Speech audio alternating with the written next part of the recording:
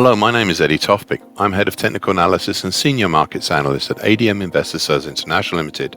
And here is your weekly technical analysis of Paris Rapeseed, Winnipeg Canola and Malaysian palm oil markets. I'll start with Paris Rapeseed. I said 3 weeks ago, then requoted it these past weeks, and I quote this once again. This one has been a harder market to fathom compared to the others today. End of quote. Well, the changeover gap 3 weeks ago made it just that little bit tougher. Originally, I had referenced this to show how we'd seen a monthly key reversal down in November last year, which was immediately countered with some remnants by a bigger monthly key reversal up in December. This big gap just made it harder on continuation charts. I suppose I shouldn't really complain, as I've seen gaps like this before and even bigger ones, as those who follow my Paris Milling Week commentary will know what I mean.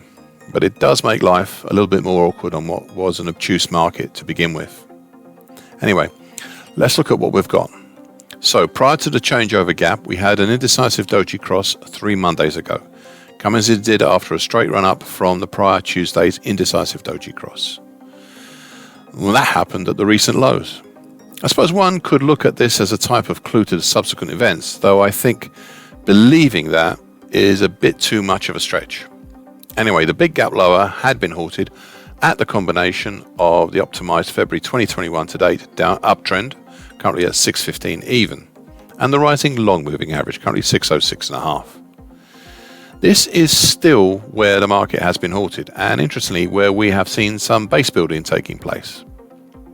Now, personally, I favour the rising long moving average as being the more influential in this halt, and base building than the former.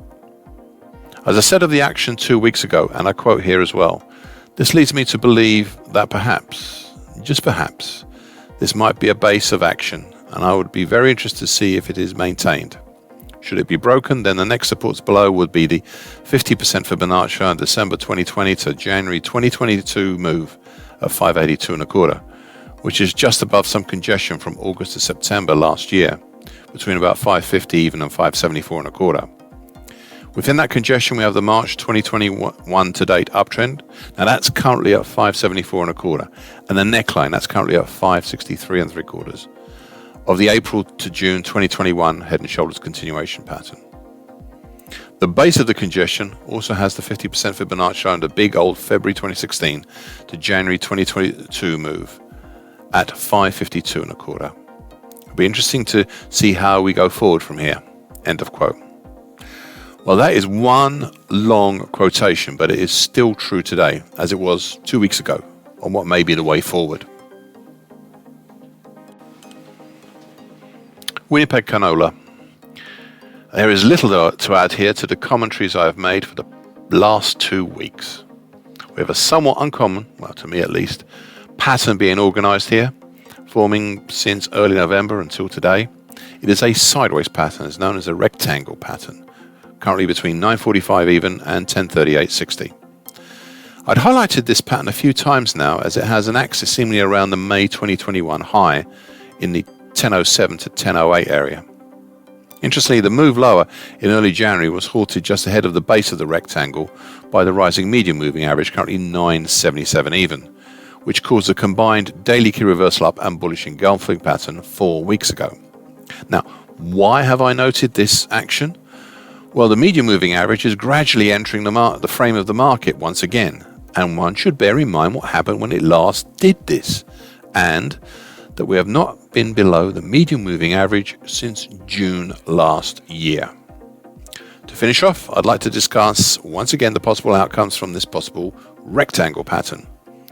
At first glance, it looks like a topping pattern. However, that is not necessarily the case. Such patterns could also be a continuation pattern. Indeed, overall, the chances of a break higher interestingly run at about 65% of the time, which seems counterintuitive. Nevertheless, that is what the data indicates. Additionally, breaks higher perform much better than breaks lower. Now, I'm not minded as yet to place targets. However, I would like to give you an idea of the potentials for both above and below.